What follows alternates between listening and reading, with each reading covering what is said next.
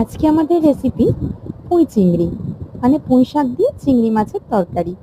এটা করার জন্য লাগছে চিংড়ি মাছ, সব রকমের সবজি যেরকম আলু, বেগুন, কুমড়ো, পটল, ঝিঙে। আর ফোড়নের জন্য লাগছে পেঁয়াজ, রসুন, কালো জিরে আর কাঁচা লঙ্কা। প্রথমে তেলটা কড়াইয়ে গরম করে নিয়ে তার মধ্যে চিংড়ি মাছগুলোকে নুন হলুদ মাখিয়ে নিয়ে কড়াইতে দিয়ে ভালো করে ভেজে নিতে হবে। খুব বেশি ভাজা হবে না, মাছগুলো হালকা হালকা মতো ভাজা হলেই আমাদেরকে মাছগুলো তুলে নিতে হবে। এরপরে আমাদেরকে ফোড়নগুলো দিয়ে দিতে হবে। ফোড়নের জন্য কালো জিরে, তারপরে কাঁচা লঙ্কা, পেঁয়াজ কুচি, রসুন কুচি সব কিছু দিয়ে ভালো করে ভাজা ভাজা করতে হবে।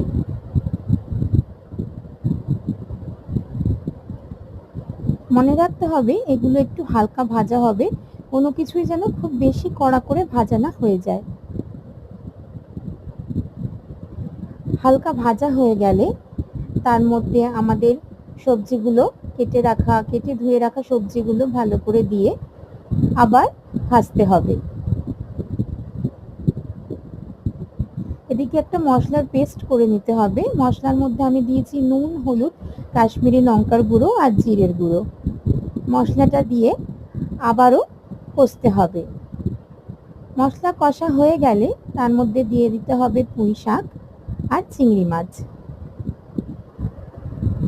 চিংড়ি মাছটা দেওয়ার পরেও একটু ঢাকা দিয়ে আবারও কষতে হবে যতক্ষণ না জলটা টেনে আসে, মানে জলটা একটু শুকিয়ে যাওয়া পর্যন্ত ভালো করে কষতে হবে।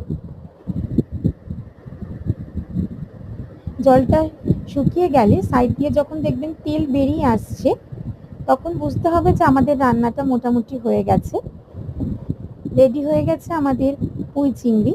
এটা গরম ভাতের সাথে